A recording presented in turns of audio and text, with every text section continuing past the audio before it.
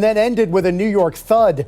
3-2 the final, Carolina over the Rangers. Welcome inside our Delta MSG studios, John Giannone, Henrik Lundqvist, and Steve Valiquette. And is that not quintessential Carolina, right? Stick around, take a long time to do what they want to do, and then all of a sudden, 3 against Igor Shesterkin. Yeah, they played a really strong game. We were sitting here after 2 and talking about the positioning from the defense in New York zone.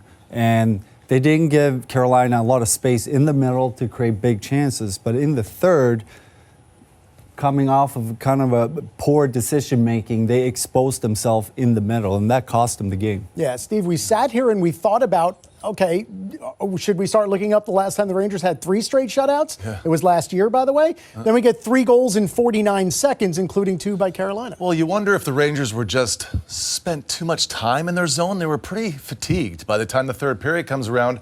It's a lot harder to defend than it is to be on offense, and the Rangers did spend a lot of time in the second period in their zone. Now, when you look at this goal, you have to look closely at Kotkaniemi, because to me, that's a slew foot. And that's something the referee misses here, and it certainly costs the Rangers, especially with this much time going in the game. Kotkaniemi has the puck initially. Take a look at Lindgren here, and Kotkaniemi's left skate, it takes Lindgren from behind. You know, this throws everything out of order because now Lindgren's out of play. 3 players look to me at the front of the net, go to 1, and Teravainen is wide open. And to me, it's usually the weak side winger that has to have weak side post. But look, a big part of that you can't miss there is the call. And I'm not the first one to be out here and talk about the refs, but I don't like the missed slew foot.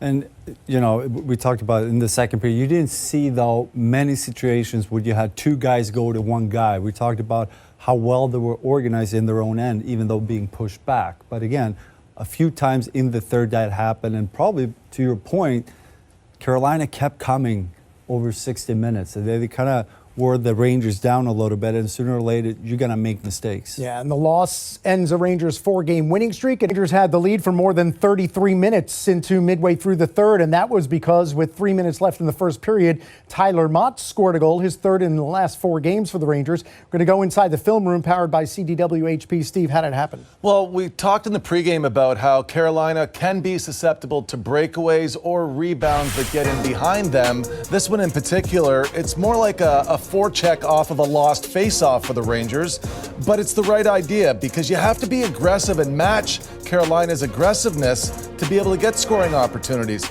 And when Gaudreau and Motte get together here, they're able to get in behind Carolina because in most cases they're ready to jump right here, and then you finish a play. So for Motte, being able to score his third as a Ranger in the short time that he's been back, I mean, this is a great fourth line. It's a deep lineup. At the end of the night, you're kind of surprised that just none of the game breakers were able to be game breakers for the Rangers in this one. Nobody really got through. I don't think Freddie Anderson was really tested that much in this game either, Hank. No, the Rangers did not have many quality chances, but watching that play, for example, face-offs, another thing that's going to be crucial in the playoffs. You can see that Carolina, they want to go, so they win the face-off, and they expect to have the puck. And when he fumbles it, they have nobody in front of the net. So it's so important to, yes, you have a certain plan when you win the face-off, but you also need to react to what's happening, right? So you always need to keep someone in front to cover that in case there's a bad bounce or a mistake. There's something you learn from, and face-off is definitely something you talk about a lot going into playoffs. Plays like that can decide a series. Well, the Rangers had hoped to cut the division deficit to 4. Instead, it ends 8 on this night.